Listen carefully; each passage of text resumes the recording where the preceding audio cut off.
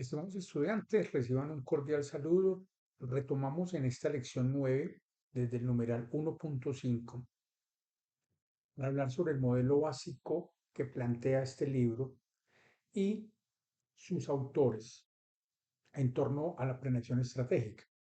Ellos nos hablan de cuatro etapas. La primera, un análisis ambiental general, donde tenemos tres subsectores, tres, digámoslo así, niveles de ambiente.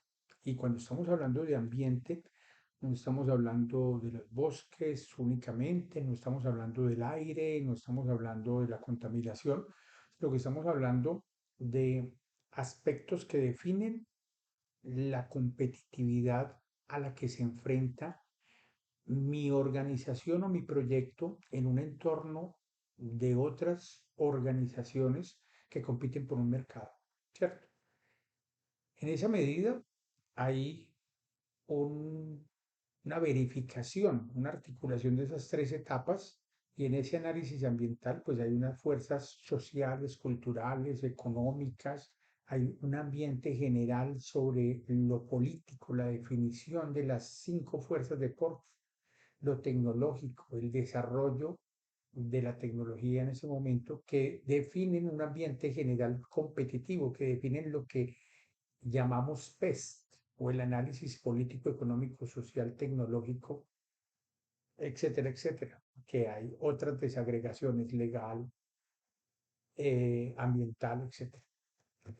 A este primer análisis, digamos, lo podemos llamar un análisis general del ambiente. Hay un análisis del ambiente industrial cercano, donde se define también la postura del gobierno, los gobiernos en los cuales se va a desarrollar el mercado y la producción de ese bien o servicio, el ambiente tensionante o no que propongan los accionistas de la junta directiva, la capacidad de negociación que tengan los proveedores o que tenga yo con los proveedores, si es un solo proveedor el que me domina la mayor parte de mi insumo, de mi materia prima, o si dependo de varios proveedores con los que puedo negociar, con los que puedo buscar una mejora en los precios, la configuración de los empleados a través de organizaciones sindicales o de oficinas del trabajo que definan una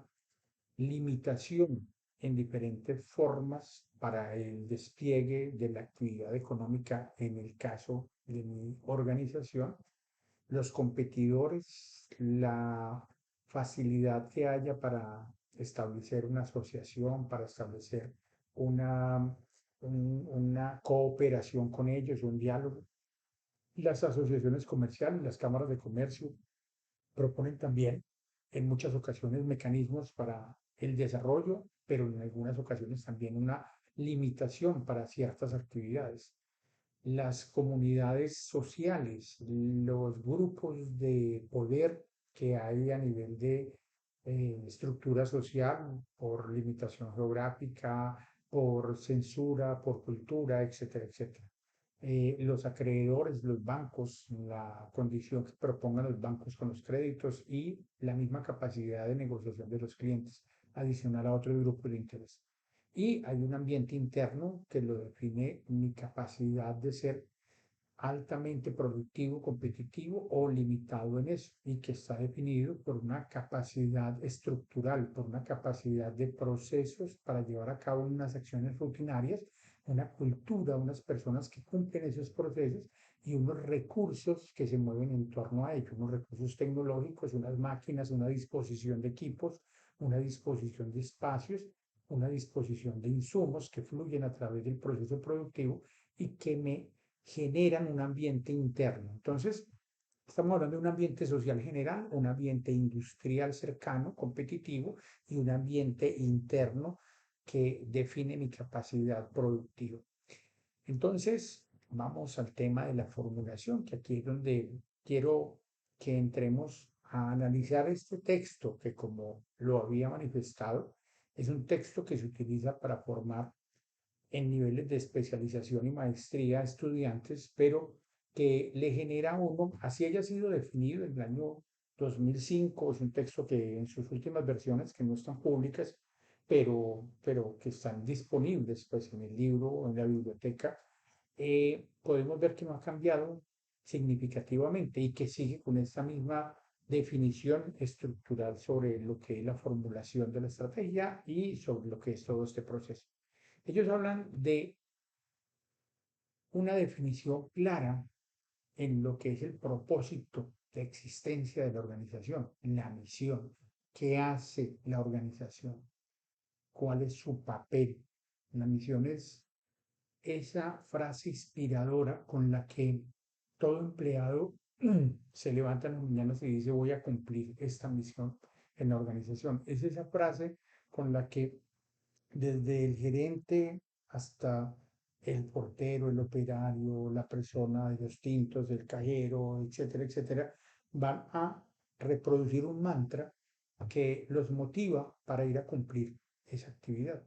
Y esa misión para este libro, para estos autores, se convierte en determinante para establecer. Helen y Hunger lo plantean como un sentido de expectativas que comparten los empleados y que comunica la imagen pública a los grupos importantes.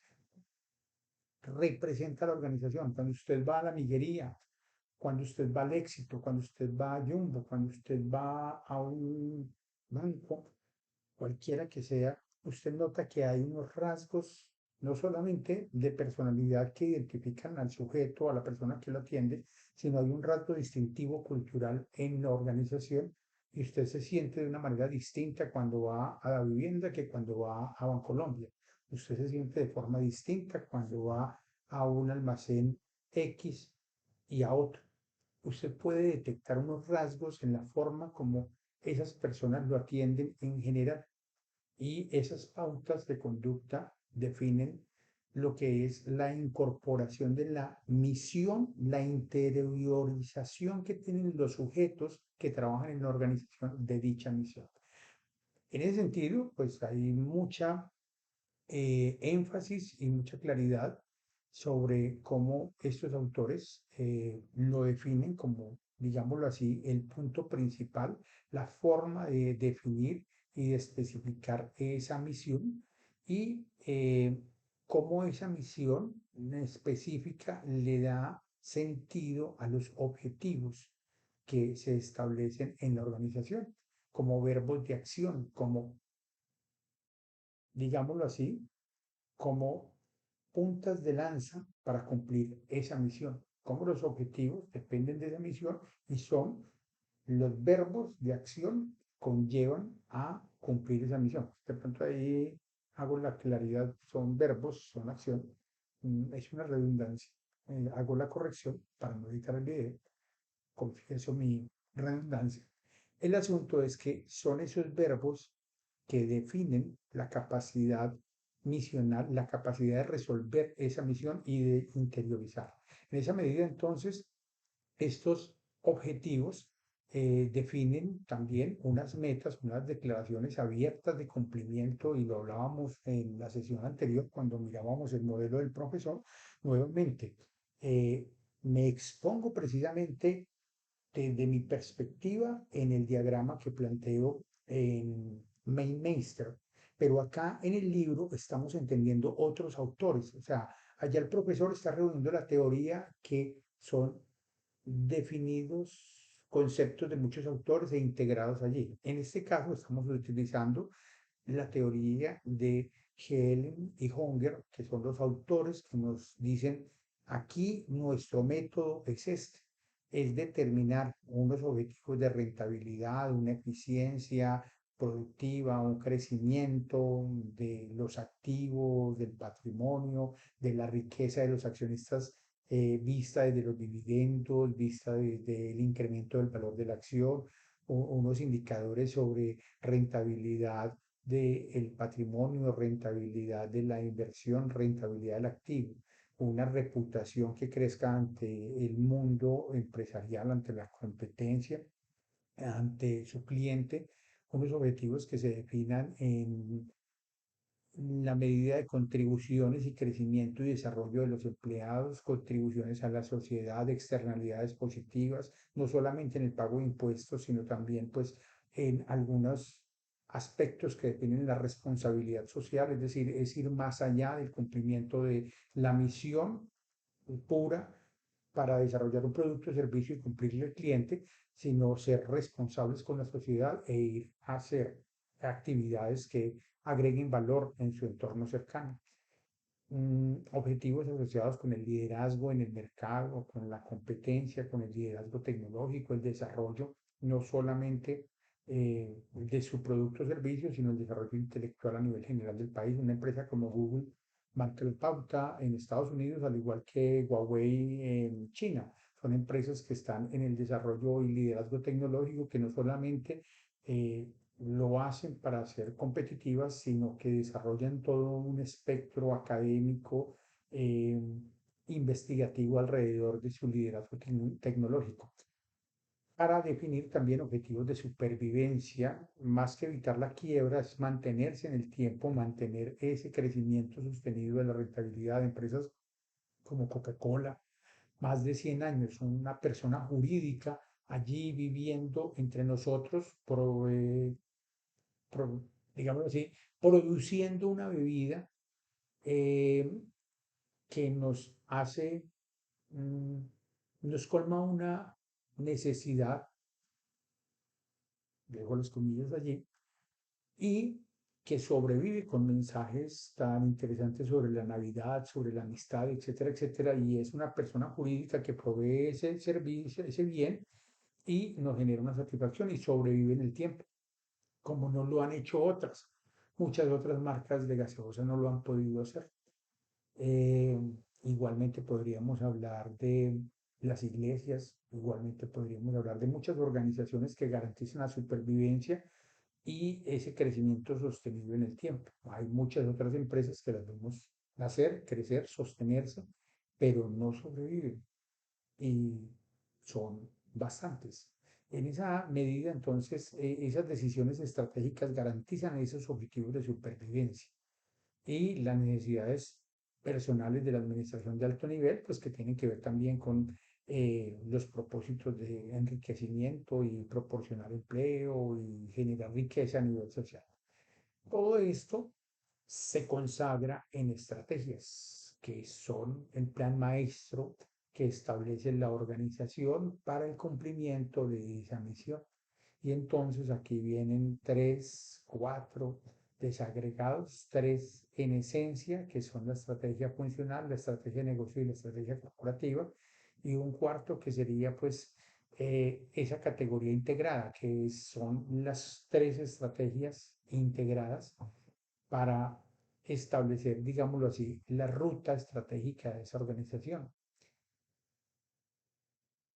Viene el concepto que muchos mencionaron en el video de la semana anterior y que detectaron allí como algo importante, que son las políticas, que no aparecían en el discurso del profesor y que para estos autores es fundamental, y es definir esos márgenes de acción. Y efectivamente las políticas las define la alta gerencia o la estrategia o la gerencia colegiada, la junta directiva define para los diferentes niveles de estrategia, y la estrategia integrada define unos márgenes de actuación. El gerente puede tomar decisiones hasta 110 millones de pesos o hasta 100.000 dólares. Para cualquier decisión posterior tiene que ir a la junta o tiene que ir al comité de dirección o tiene que ir a un comité intermedio para que obtenga un aval, un visto bueno para tomar una decisión de esa magnitud. Los subgerentes o los vicepresidentes pueden tomar decisiones estratégicas de negocio hasta ciertos montos. Para poder tomar decisiones distintas tienen que ir a la gerencia superior o tienen que ir a unos comités específicos, y así la estrategia funcional también tiene unas políticas para cumplirse. Para estos autores es fundamental ese juego estratégico de subdivisión por políticas, y es interesante porque no le hago tanto énfasis en el diagrama donde hablo del modelo tradicional, pero porque lo dejo como implícito. Estas definiciones estratégicas, estas definiciones de política deben estar plasmadas implícitamente en la organización. Es el papel que toma la junta directiva. La implementación de esa estrategia, entonces, hablábamos que se hace a través del modelo PMI, el modelo de proyectos, pero aquí establecen el esquema de programas, una declaración de actividades necesarias para cumplir esos proyectos. Se le asigna un presupuesto, digamos lo que aquí la palabra programas reúne lo que yo determino o lo que la literatura PMI determina como proyectos y como programas. El programa es un portafolio de proyectos, una unión de proyectos. Aquí simplemente programas son programas, proyectos y portafolios, varios proyectos, y a ellos se les asigna un presupuesto y a eso se le define claramente un procedimiento para ser cumplido. Y hay una evaluación y control. Yo sé que ya en esto hicimos hincapié, ustedes tuvieron que haber definido esto, pero vamos a este proceso porque eh, luego ellos hablan del inicio de la estrategia y los eventos desencadenantes. Quiero que hagamos énfasis acá en esta parte, en esta lectura, porque es donde está la clave diferenciadora. Nuevamente, vamos a leer entonces desde esa página 16, de esa página 12 donde dejamos, hasta la toma de decisiones estratégicas y vamos a llegar hasta el numeral 1.8, auditoría estratégica. Ese lo vamos a dejar ahí para hacer una tercera semana sobre este diálogo y nos vamos a concentrar hasta esta página, hasta la página número 23, de la 12 a la 23. Y nuevamente vamos a preguntarnos por qué no aparece el balance scorecard del cual nos habló el profesor. O sea, ¿qué sucede? ¿Qué sucede con el balance scorecard en esta literatura? ¿Dónde está lo que el profesor nos dijo en las 3 semanas anteriores, 2 semanas anteriores, que esa herramienta era útil en este proceso? ¿Por qué no está aquí establecida? ¿O dónde está? Es más la pregunta, ¿dónde está? Entonces, vamos a pasar a la otra lección para ampliar un poco la forma de la clave en la cual vamos a leer estas páginas.